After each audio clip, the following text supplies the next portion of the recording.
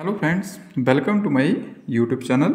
आज हम वर्ग और वर्गमूल स्क्वायर एंड स्क्वायर रूट के बारे में जानेंगे। सबसे पहले बात करेंगे वर्ग की यानी स्क्वायर की। जब हम बात वर्ग की करते हैं तो हमारे मन में सबसे पहले यही आकृति उभर कर आती है, वर्ग। हाँ, ये भी वर्ग है।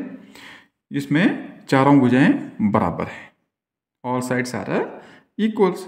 लेकिन ये कौन सा वर्ग है? ये एक ज्यामितीय वर्ग है, ज्योमेट्रिकल शेप है। और अगर हम इसका जब क्षेत्रफल लिखते हैं, जैसे इसकी मैंने बात करी कि सभी भुजाएं बराबर हैं और प्रत्येक कोण 90 डिग्री का है। अगर वर्ग का क्षेत्रफल हम लिखते हैं तो वर्ग का क्षेत्रफल क्या होता है? वर्ग का क्षेत्रफल रहता है भुजा गुणा भुजा, यानी area of square equal to side into side.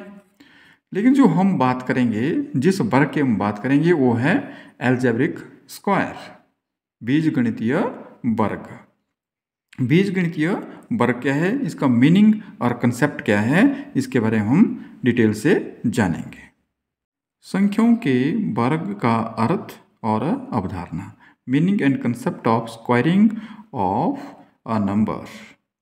जिस प्रकार यहाँ पर एक ज्यामितीय वर्ग हमने बनाया और हमने लिखा वर्ग का क्षेत्रफल भुजा गुणा भुजा, तो ठीक उसी प्रकार हम कोई संख्या लेते हैं। जैसे हमने संख्या ली 2, तो 2 का वर्ग, 2 का वर्ग हम लिखेंगे 2 गुणा 2, यानी 2 गुणा 2 हो गया 4। 2 का वर्ग, इसे हम इस तरह से भी व्यक्त कर सकते हैं, 2 की घात 2, 2 रेज़्ड टू पावर 2।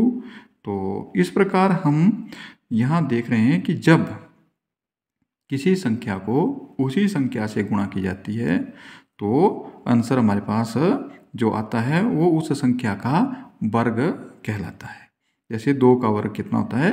4 होता है। ठीक इसी प्रकार हम एक और नंबर लेते हैं, जैसे 3 का वर्ग, जिसे हम 3 की घात भी बोल देते हैं या 3 का वर्ग। तो 3 गुणे 3, 3 मल्टीप्लाई 3 इज इक्वल टू 9। इस बात को हम परिभाषा के माध्यम से भी जानेंगे कि परिभाषा क्या बोलती है। परिभाषा है, वर्ग वे संख्याएं हैं जो स्वयं को गुणा करने पर प्राप्त होती हैं।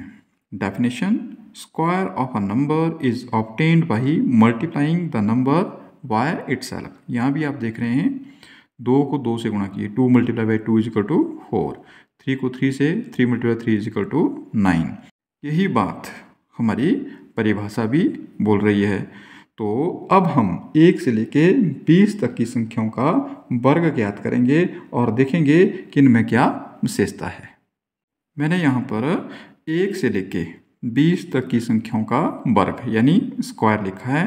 अब हम जांचेंगे कि इनमें क्या विशेषता है। जैसे हम लिख रहे हैं यहाँ पर 1 square is equal to 1, 2 square is equal to 4, 3 square is equal to 9।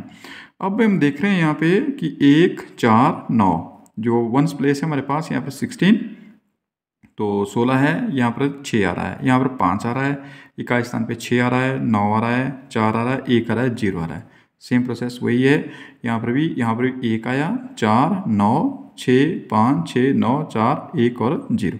इकाई स्थान के जो अंक हैं वो कौन कौन से हैं उन्हें हम नोट करते हैं। इन वर्ग संख्याओं का अध्ययन करने पर, डिटेल स्टडी करने पर हमने प्राप्त किया कि इकाई स्थान पर, यूनिट्स प्लेस पर प्रमुखता से कौन से अंक रहे? 0, 1, 4, 5, 6 और 9। इसे हम अंदाज़ा, इस बात से हम यह अंदाज़ा लगा सकते हैं या निर्णय ले सकते हैं कि जिन संख्याओं के इकाई स्थान पर 0, 1, 4, 5, 6 और 9 रहेगा उन संख्या को हम परफेक्ट स्क्वायर यानी पूर्ण वर्ग संख्या कह सकते हैं। लेकिन यहाँ पर थोड़ा सा डाउट है। वो डाउट किसके बारे में है? 0 के बारे में। और एक जो लास्ट है 9 आया, तो यहाँ पर बहुत बार 9 आया है हमारे पास यहाँ पे, लेकिन फिर भी इसके बारे में संदेह है। वो संदेह क्या है? जैसे हमारे पास यहाँ पर 19 है, यहाँ पर 19 के जो यूनिट प्लेस है यहाँ पर 9 है।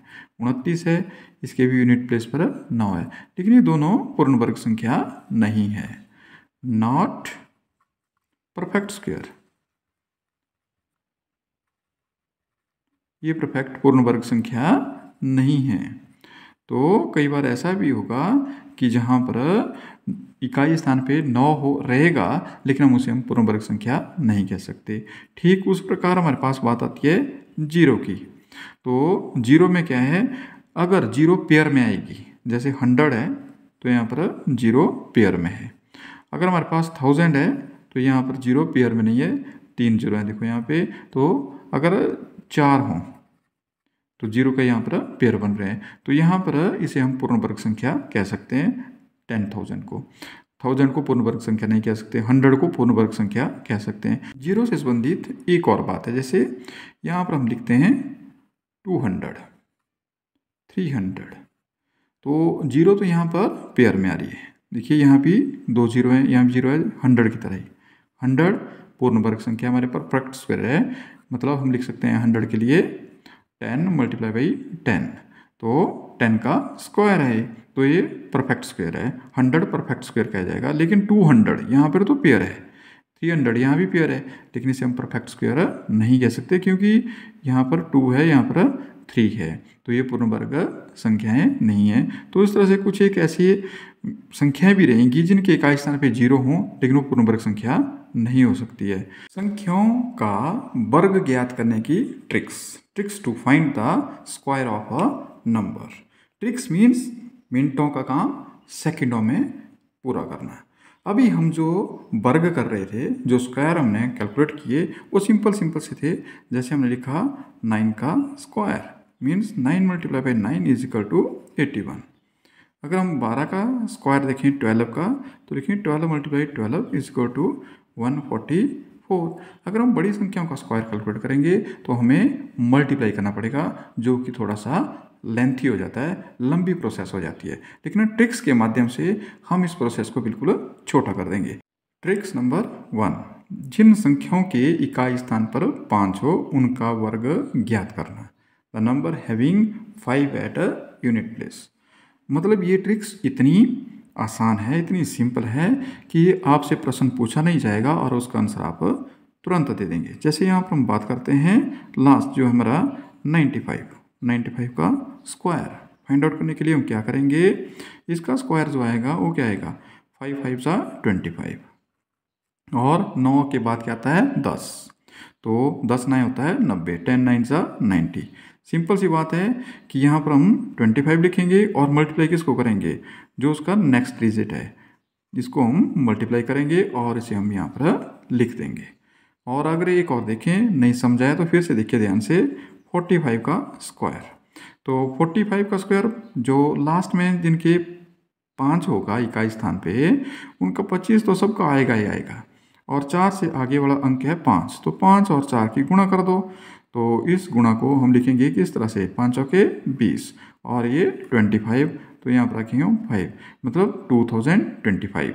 एक और देखें, नहीं समझ आ रहा है तो जैसे 75 का स्क्वायर, तो 75 लास्ट में है 5, तो 5 5 = 25, तो सबका होगा। 7 से जो नेक्स्ट का डिजिट होता है 8 होता है, बस तो उसे मल्टीप्लाई कर दीजिए, 8 × 7 और इसे लिख लीजिए आप यहाँ पे 8 7 56 और ये 25 उठा के यहाँ पे लिख दीजिए 5625।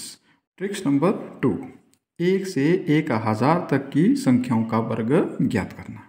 Square of any number from 1 to 1000, इसे हम रामबाण ट्रिक्स कहते हैं। ये ऑलराउंडर ट्रिक्स है, इसे आप किसी भी संख्या पर अप्लाई कर सकते हैं। इवन इसे 1000 से ऊपर वाली संख्याओं के ऊपर भी अप्लाई किया जा सकता है। ये काम कैसे करती है इसके बारे में जानते हैं। जैसे हम एक एग्जांपल लेते हैं, 68 का स्क्वायर, 68 का वर्ग ज्ञात करना है। कैसे ज्ञात करेंगे, इसमें सबसे पहले हम करेंगे 8 का स्क्वायर 64 और 6 का स्क्वायर 36।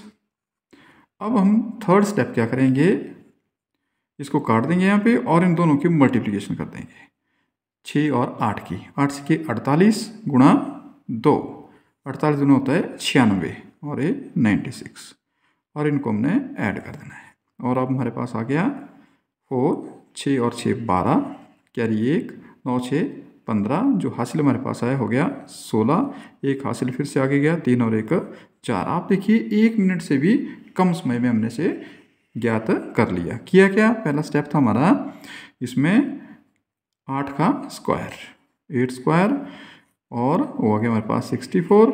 सेकंड स्टेप था हमारा 6 का स्क्वायर, वो आ गया हमारे पास 36। और थर्ड स्टेप जो था इसमें हमारा वो रहेगा 8 multiply by 6 multiply by 8 multiply by 2 is equal to 96। और इस तरह से इनको अरेंज करके लिखना है, बहुत ही आसान है ये। नेक्स्ट क्वेश्चन थोड़ा सा इसे बढ़ा लेते हैं। 897 का स्क्वायर 897 का वर्ग ज्ञात करना है। करेंगे क्या, 7 का स्क्वायर 49, 7 7 49, 9 का स्क्वायर 9 9 81, 8 का स्क्वायर 8 8 64। अब हम यहाँ पर एक स्थान काट लेंगे जैसे हम गुणा में काटते हैं। अब हम क्या करेंगे, इन दो की मल्टीप्लिकेशन करेंगे। 9 7 63 और गुणा 2 हो गया हमारे पास 126। हम क्या करेंगे, जोड़े में संख्या लेंगे, जोड़े में संख्या से बाहर होगा उसे हम कैरी के रूप में लिखेंगे। तो यहाँ पर लिख देंगे हम 26। अब हम इन दो की मल्टीप्लिकेशन करेंगे तो 8 में होता है 72, 72 गुणा 2 हो गया, इस 2 के साथ मल्टीप्लाई 144, 144 में 1 डाल देंगे हो गया 145, क्योंकि एक हमारे पास कैरी बचा था। तो अब हमारे पास आगे मल्टीप्लाई करने के लिए नहीं है तो उसे पूरा लिख लेंगे। जिस तरह से हम थर्ड स्टेप में जा रहे हैं, यहाँ पर 2 स्थान काट लेते हैं गुणा की तरह बिल्कुल। अब हम क्या करेंगे, इन 2 की मल्टीप्लिकेशन करेंगे। 8 7 होता है 56 और इसकी मल्टीप्लिकेशन 2 के साथ कर देंगे। 56 गुणा 2 होता है 112, तो हम यहाँ पर 112 लिख लेंगे और इन्हें हम ऐड कर देंगे बिल्कुल मल्टीप्लिकेशन की तरह। 6 4 10, 2 2 4 और 1 5 और 1 6। उसके बाद यहाँ पर कैरी नहीं बचता है तो 8 1 9 5 14। अब कैरी आया हमारे पास तो 4 और 4 1 8 और 1 9 और 1 हो गया 10। फिर से कैरी बढ़ा आगे 6 7 और 1 8। Very simple. शुरू में आपको ये ट्रिक थोड़ा सा अटपटा भी लगेगी, लेकिन जब आप प्रैक्टिस करेंगे तो ये बहुत ही आसान होगी। For practice 1 more tricks. जैसे हम यहाँ पर लिखेंगे तो यहाँ पर क्या है 2 का स्क्वायर, 2 का स्क्वायर 4 ना लिख के हम लिखेंगे 04, क्योंकि पेयर में संख्या को लिखना होता है, ये कंडीशन है। अब आ गया 6 का स्क्वायर 36, 3 का स्क्वायर 9। यहाँ पर आप 09 लिखो या 9 लिखो कोई फर्क नहीं पड़ता, क्योंकि आगे हमने संख्या नहीं लिखनी है। तो इस तरह से ये हो गया। अब हमने नियम के तहत एक स्थान काट देना है यहाँ पे, जैसे कि मल्टीप्लिकेशन में काटते हैं। अब इनकी गुणा करते हैं हम। 6 दूने 12 दूने 24। अब ये पेयर में आ गया, कैरी कोई वचन तो पूरा का लिख दिया हमने। अब यहाँ पर 6 3 18, तो 18 दूने 36। अब इसके बाद 2 स्थान काट देने हैं और इन 2 की मल्टीप्लिकेशन 3 दूनी 6 दूनी 12, तो यहाँ पर लिख देंगे 12 और इसको ऐड कर देंगे 4 4 6 4 10, कैरी बन गया 1, 6 3 9 1 10 1 11, 9 3 12 और 1 13। अनदर डिफरेंट एग्जाम्पल, यहाँ पर क्या है बीच में 0 है, तो 7 का स्क्वायर 49, 0 का स्क्वायर 00 लिखना है यहाँ पे, और 6 का स्क्वायर 36। ये ध्यान देने वाली बात है, यहाँ पे 00 करना है। अब जो दूसरा स्टेप हमारा ये रहता है, इनकी आपस की मल्टीप्लिकेशन रहती है, इसकी ज़रूरत है नहीं यहाँ पे, क्योंकि 0 से 7 को मल्टीप्लाई करेंगे 0 हो जाएगा, 0 6 को मल्टीप्लाई करेंगे 0 हो जाएगा, तो इसलिए हम दूसरा स्टेप छोड़ देंगे। तो सीधा ही डायरेक्ट हम तीसरा स्टेप करेंगे। कौन से बड़ा, 6 और 7 की मल्टीप्लिकेशन का। तो 7 के 42 दूने 84 और इसको लिखेंगे यहाँ पर सेंटर में, क्योंकि हम तीसरा स्टेप डायरेक्ट कर रहे हैं तो 2 स्थान कट जाएंगे हमारे, तो बीच में लिखेंगे हम इसको और इसको ऐड कर देंगे हम। तो यहाँ पर आ गया 49 84 36। ये तो इतना सिंपल है कि इसे 1 मिनट भी करने को नहीं लग रहा है। तो इस प्रकार से आप प्रैक्टिस कीजिए, और ये बहुत ही सिंपल ट्रिक है और यूनिवर्सल ट्रिक है। 1 से लेकर 1000 तक की किसी भी संख्या का वर्ग आप इसे कैलकुलेट कर सकते हैं। Thank you.